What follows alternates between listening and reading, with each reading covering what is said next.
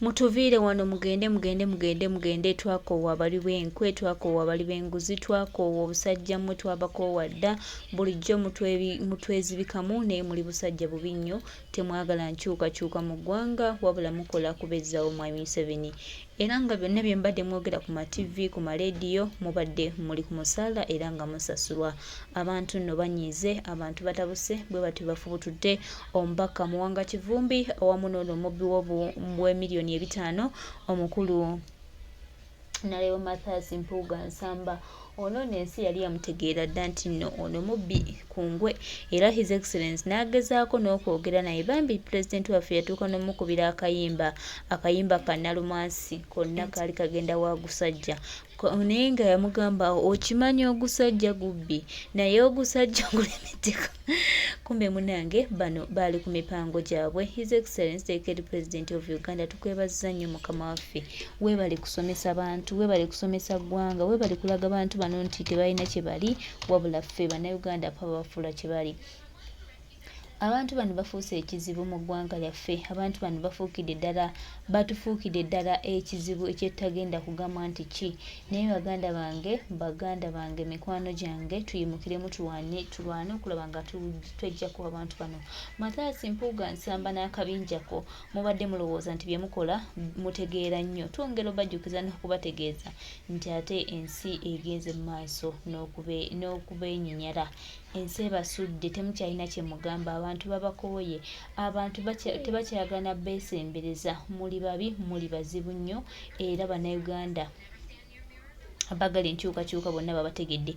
Kati mugenda kugamba ky'abantu, mugende, temukyalina kye mugamba. Abantu kati babasenza luti. Sitaani yenna balina musenza luti. So baganda baffe bannayuganda tubeebaza nnyo olw'omulimu omulungi gwe muli mukola. Banange kino tutambudde wano, tutambule okulaba nga tutereeza eggwanga.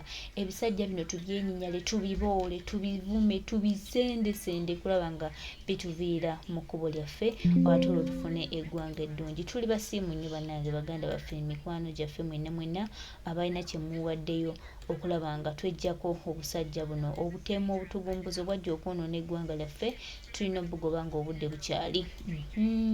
Twegobeko olunabe.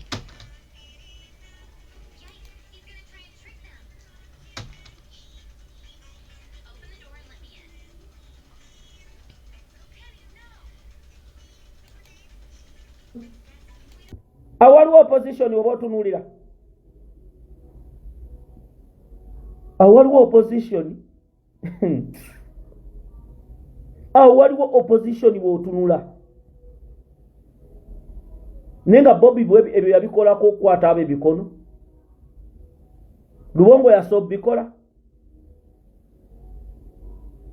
Laba buli omu omukono agukutta agunywezezza, be bakutte n'okukwata. Oli n'ennyindo agikyusizza asonga na wali nga ku bbeere. Can you imagine? Julia Ssemujju yajja kujja ayimirire mu Parliament ayogere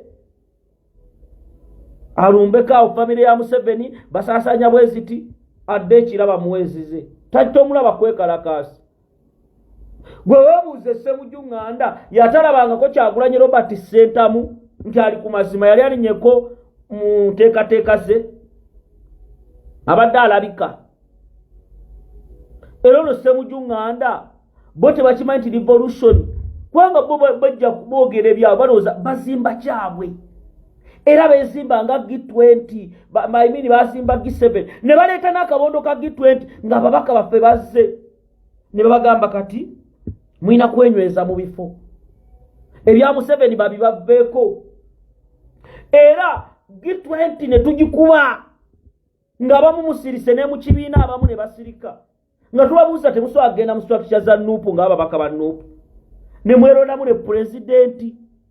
Era baatandika n'embeera ne bagamba ababaka ffe mu constituency ffe tuyita Honorable Mpuuga nga Kyagulanyi tebakyamuyita.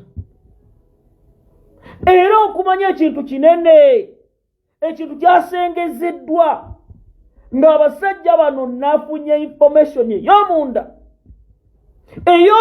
ennyo. President Kyagulanyi wabadde asobola okweza emyaka 2 mu nsi yallahi mbadde nva ku internet. Bobi Wine abakuweza myaka 2 ng'ali mu nsi tabakola kino kye kyamutaasizza babadde bakiteeseteese nga mission nnene ekiro ekiddugavu kigenda kwatika batya baani abasobola odduumira yeno mission gye mulabye nga bajja bakwata abaana ennaku zino bakwata omu gundi sima sefu boda na sefu ne bamukwata Kansala Muwanga ne bamukwata ne bagira bakiriki naye ng'ababawaayo beebo bemubadde mulowooza bwe bamala obbakwata pugana nga abalala balimbe ne ssente buvubuka ki obuwoggana kaweeye 5 twambira nsanafu tebatusobola kubanga tetuli after money nga babala Kyagulanyi okumukuba manda before 2026 agwe wali bano baveeyo deputy president yalina okuyita olukiiko tukoze tutya akalulu kabindabinda omusajja bamulidde ensi mugiraba tesituse era tukoze bwetuti ne bwetuti ulira ekintu ekyo bwe kiyinza okuguma Kyagulanyi omukuba mu kaseera kano ne tuvaako Bobi Wine omanye emyaka gye tudde emabega naye ng'emisota gitambula kigere kimu era Mpuuga kubanga alinamu mentalite ya Musevenism constitution bwe bagamba bataddemu ebisanja 2 naga tima ne gwesika n'aleeta kamera n'agamba nti tekisoboka kuteeka bisanja 2 mu nkundi eyo omuntu aba w'amaanyi omuntu aba wa kitalo n'akiwakanya wanga kyamanyi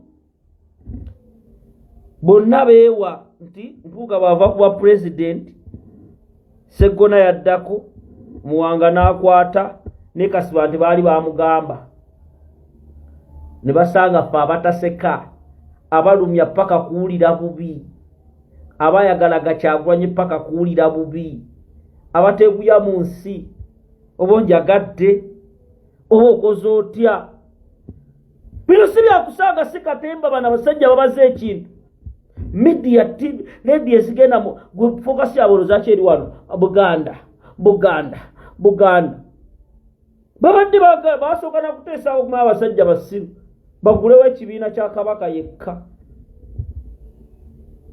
nga balowooza batusinga okwagala Kabaka naye nga badde bavoola Ssaabasajja Kabaka nga basirise bagawumbidde ulira ono Aisha Kabanda ali mu kuwolereza bubbi buli mu parliament bano bonna president ba Aisha Kabanda tebali ku mulamu tebakulimba Aisha Kabanda mu lukiiko yalimu nadda ku mawulire ga CBS nalandika okwogera oluddica kati wulira jamugamba ng'olize Aisha Kabanda muda ku muda enyizo gwange nja kubakolera message ntwala obudde lenjikuŋŋaanya musajja n'obajjako lwaki mukuba amasimu nga ndi live mwagala kyankalanya mitimbagano nenga mikwano gyange muli mutya abasajja akazito bakawulira kakati uliriza ono Aisha Kabanda ulya byayogedde someone wateeka okubala omuntu akola syndicate okukyayisa parliament ng'ekitongole kya government to demonize this institution kibeere nti at a certain point wayinza okubaawo ekiseera omuntu omu lwalijja agambe nti parliament eveewo nga singa omuntu alijjaga nti parliament eveewo tebali bwawawakana kubanga buli mwagenda agamba bayaye babbi batubbabadda okitegeera kakati munnange musobola mwena okukwata emisene ne mufuutula parliament genda twakowa genda yes ekyo kijja kutuuka kyangu nnyo omuntu okera olunaku lumu n'agamba nti bano tebalina makulu tebalina kye bakola baveewo leero parliament njijjawo ntaddewo amekanso after all yo abantu batono bajja kubeera nga 3 baddukanye eggwanga balaga nti ebiriddirira nze nkola nga Piraato n'abangalo zange nga mujaba ne twakola ki twabagamba beera careful ng'omuntu akuba akazito institution yokka ekwogerera weebuuze newankubadde abantu bali ku Twitter ku magezi balungi naye nabaki oyo alina kapasite efulumya documents zino n'afulumya eno gwe toddamu obeeganoga nti tekabeera akatego katunagwamu ulira kati ono yali RDC wa Museveni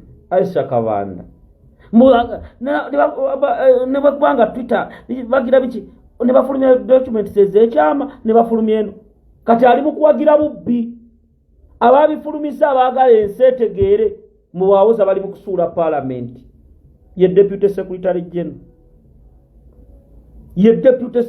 general nga ne meeting egoba Mpuuga yalimu era ono Aisha Kabanda naayima ku CBS enkeera abakulembeze baali kikutte nga ba mpola era omuliro gwali kakkanye taata Katonda sabira Kyagulanyi ono yali RCC wa Museveni e Kampala era obudde obwo nga be bawamba wulira byali mu kwogera akakodyo ali wulira kati akuba endulu kuba naye abali bawo mulimanya nti twayogera waliwo alina ekigendo ekikusike okuba essiga ly'abantu ku ttaka oba oliawo tukulemberwa amaki Honorable Aisha Kabanda.